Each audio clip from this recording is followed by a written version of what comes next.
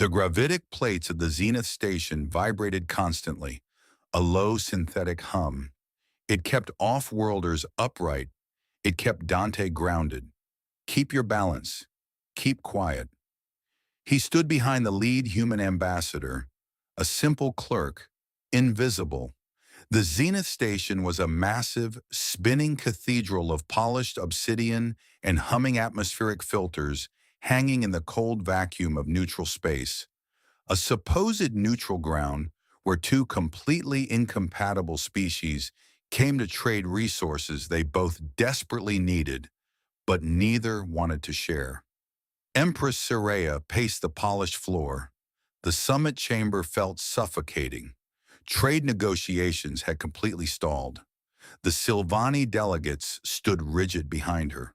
They spoke to each other, not aloud, in high-frequency micro-vibrations. Human technology could not translate it. Not human ears could not hear it. Dante heard every word. The illegal synth crystal matrix grafted into his larynx resonated. It captured the frequencies. It translated the Sylvany subtext directly into his auditory nerve. They were mocking the human ambassador's proposals. They found the treaty terms insulting. Some secrets are loud enough to shatter empires. If you listen closely, you might hear the cracks forming before the glass breaks. The human ambassador continued droning on. He cited resource allocation metrics. He cited border precedents.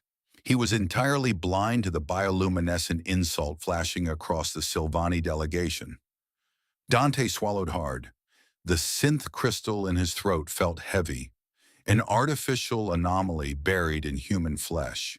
It was a capital offense, unauthorized biological modification.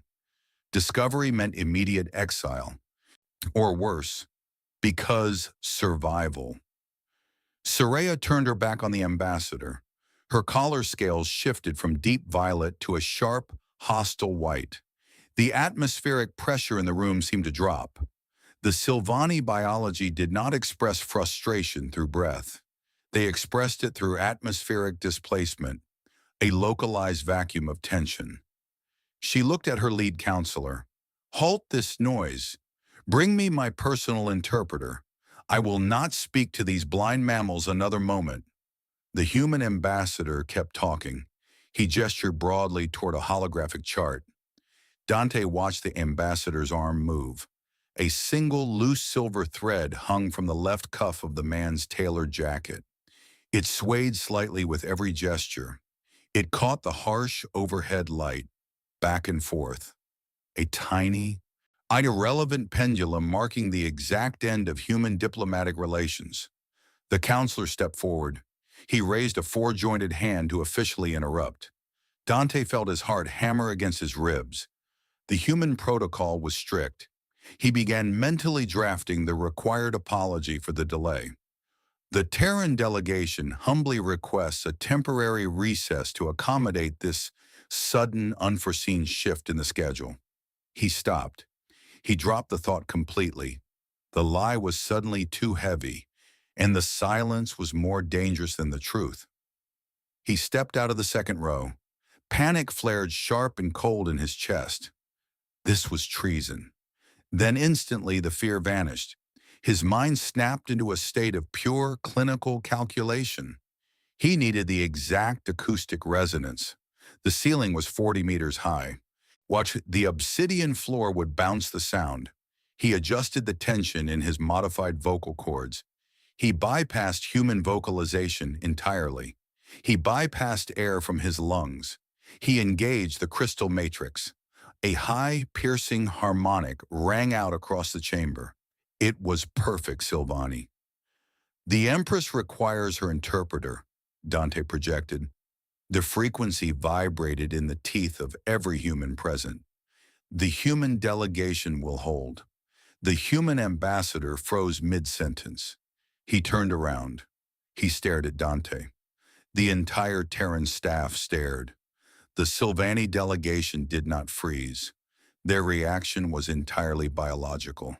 7 diplomats simultaneously dropped their protective ocular shields. a secondary semi-transparent eyelid snapping shut, an involuntary defensive reflex against impossible auditory data. Empress Soraya turned slowly. Her color scales did not shift colors. They flared outward, stiff and rigid. The atmospheric displacement stopped. The room went perfectly still. She stared at the human clerk. "You?" she vibrated. The frequency was so low it rattled the glass of the observation deck above them. Dante met her gaze. He did not lower his head. He adjusted the matrix again. "Me," he replied in the same low register. Soraya walked toward him. She bypassed the ambassador. She ignored the security detail. She stopped 2 feet from Dante. She towered over him. Her scent was sharp ozone and crushed ice. She studied his throat. Her primary eyes dilated. Her secondary eyes tracked the heat signature of his larynx. The synth crystal ran hotter than human blood. It glowed faintly under his skin, a blue-white anomaly. "Clear the chamber," she commanded her counselor. All of them, except this one." The human ambassador finally found his voice. "What the hell is going on here? Clerk Dante, what did you just do?" Dante looked at him. He switched back to English. His normal voice sounded thin, weak. "Ambassador, you need to leave the room." "I am the lead representative of the Terran. Protocol dictates we comply," Dante said. "Please." The Silvani guards did not wait for further English translation. Their armor plates unsealed slightly, a preparatory kinetic shifting. They stepped forward in unison. The ambassador backed away. The rest of the human staff retreated with him. They were escorted out, quickly, silently. The heavy blast doors sealed shut, a massive metallic thud. Dante was alone with the Empress and her council. The humming of the gravitic plates felt louder now. A steady, rhythmic pulse in the floor. Soraya circled him. "A human with a Silvani voice," she said. The vibration brushed against his skin like physical pressure. "It is a grotesque modification. It is highly illegal. Why are you not dead?" "My surgeon was very expensive," Dante vibrated back. Her scales rippled with sudden bioluminescent warmth, a subtle harmonic shift. Amusement. "You understand our subtext." "I understand everything," Dante said. "It requires constant calibration," she noted. "Every 12 hours, Dante replied. "And it burns. Always." "You chose pain over silence," she vibrated. "Silence was getting us nowhere." "Then you understand your position," Soraya said. She stepped back and ascended her dais. She did not look at him. "You are no longer a clerk. You are mine now. You will stand at my right. You will listen to my counsel. You will speak for me. When the humans return, you will translate." Dante exhaled a shaky breath. His original throat felt dry. "They will sanction me." "Let them try," she vibrated. "We are going to rewrite the protocol." The doors slid open. The human delegation marched back into the chamber. Their lead ambassador was flushed red with indignity. His security personnel flanked him closely. They looked confused. Their hands hovered nervously near their sidearms. They did not understand the new geometry of the room. Dante was no longer standing behind them in the shadows. He was elevated. He stood at the right hand of the alien monarch. The hierarchy was broken. The room felt violently unstable. The elder Silvani counselor stepped out from the crescent formation of the traditionalist bloc, his armored plates shifting in a violent cascade of overlapping kinetic clicks that signaled a formal challenge to the Empress's unprecedented decision to elevate a human. He pointed a multi-jointed digit at Dante. The gesture lacked all diplomatic grace. It was jagged, angry. "This is a contamination," the elder vibrated. The frequency was exceptionally sharp. It tasted like raw copper in Dante's mouth. It rattled his teeth. It made his sinus cavities ache with sudden pressure. A biological parasite standing on the dais of the first court, the elder continued. It mocks our biology. It steals our voice. Dante swallowed hard. The synth crystal burned in his neck. I translate for the Empress, Dante projected back. The council erupted, not in sound, in temperature. A sudden, massive thermal drop hit the entire chamber. Frost bloomed instantly along the edges of the polished obsidian floor. Condensation froze midair.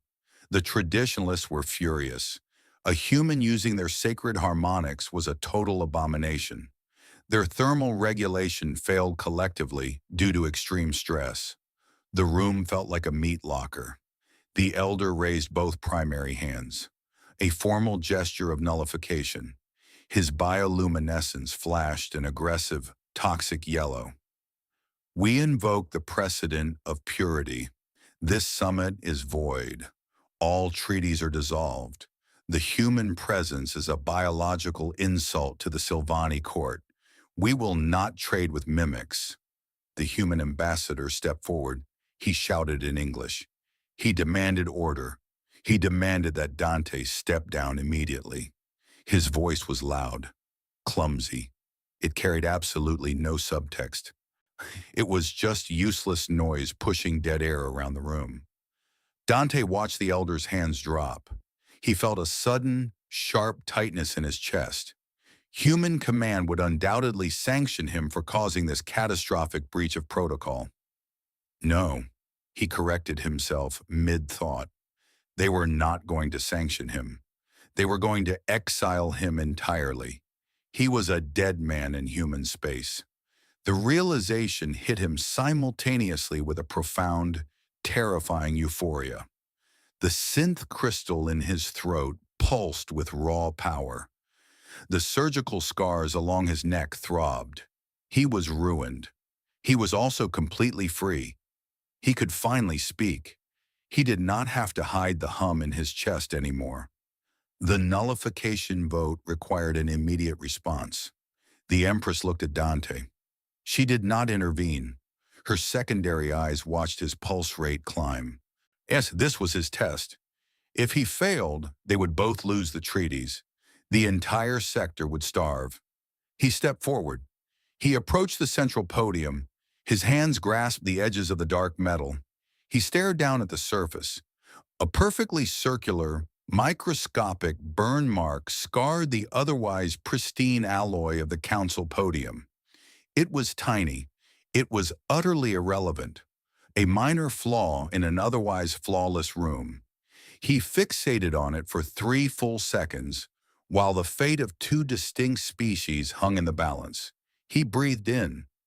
To properly address the traditionalist council on the intricate linguistics of the Sylvani language required him to vibrate 2 separate artificial vocal folds at completely different harmonic frequencies, while simultaneously managing the physical air pressure in his human throat to create a subtextual layer of profound, unimpeachable respect. He began calculating the exact pitch for the High Counselor honorific. His mind rapidly arranged the necessary micro-vibrations.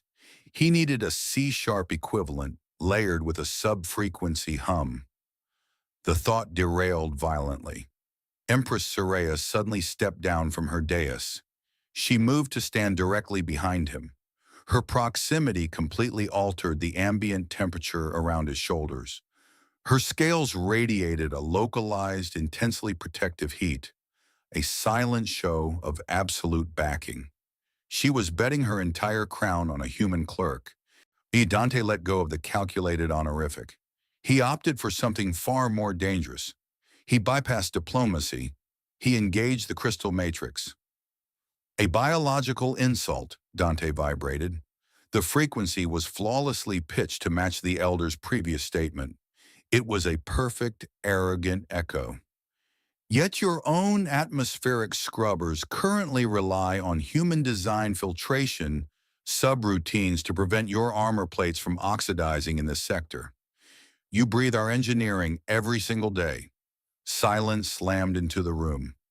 If my voice is a contamination, Dante continued, layering the syllables with the specific rhythmic cadence of a traditional Silvani comedy structure, then I suggest you stop breathing our air. You might accidentally learn our grammar.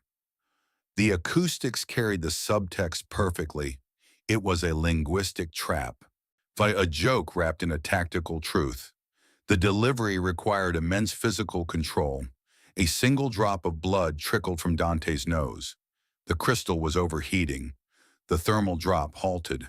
The frost on the floor stopped spreading. A low rhythmic thumping began. It started with Saria. Her tail struck the obsidian floor. Once, twice. Amusement.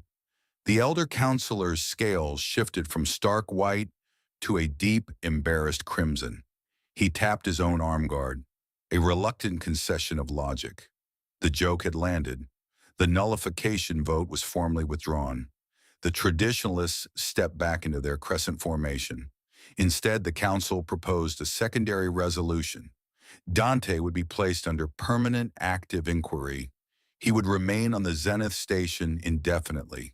He belonged to the court now. The human ambassador did not argue. He looked at Dante with pure disgust. The human authorities officially revoked his trade credentials right there on the floor. They formally stripped his rank. They banished him from all Terran vessels. Just exile forever. He was no longer a citizen of Earth. He had traded an entire planet for a voice. Empress Saraya returned to her throne. She issued a new decree. Dante was appointed as the permanent liaison of the Zenith Station, an anomaly written into law. The summit resumed. The treaties were signed. The resources were allocated. The humans eventually departed. They left him behind without a second glance. Hours later, the Zenith Station observation ring was completely empty. Dante stood alone by the massive viewport. The stars outside offered no warmth. He was isolated from his own kind. He was not one of hers. He rested his hand against the cold glass. The gravitic plates of the station vibrated beneath his boots. Earlier, the hum had been a warning to keep his balance. Now the low frequency felt different. It felt like an anchor, a steady, rhythmic pulse acknowledging his physical weight in a space where he finally belonged. He closed his eyes. He engaged the illegal matrix in his throat. He did not speak English. He vibrated a single, complex Silvani word into the empty corridor. It was a word for convergence, for two incompatible things sharing the same orbit. The station's automated acoustic sensors registered the frequency immediately. The overhead lighting shifted from the harsh, clinical white of human preference to the soft, bioluminescent violet of the Silvani court. The environmental systems recognized his voice. The room adapted to him.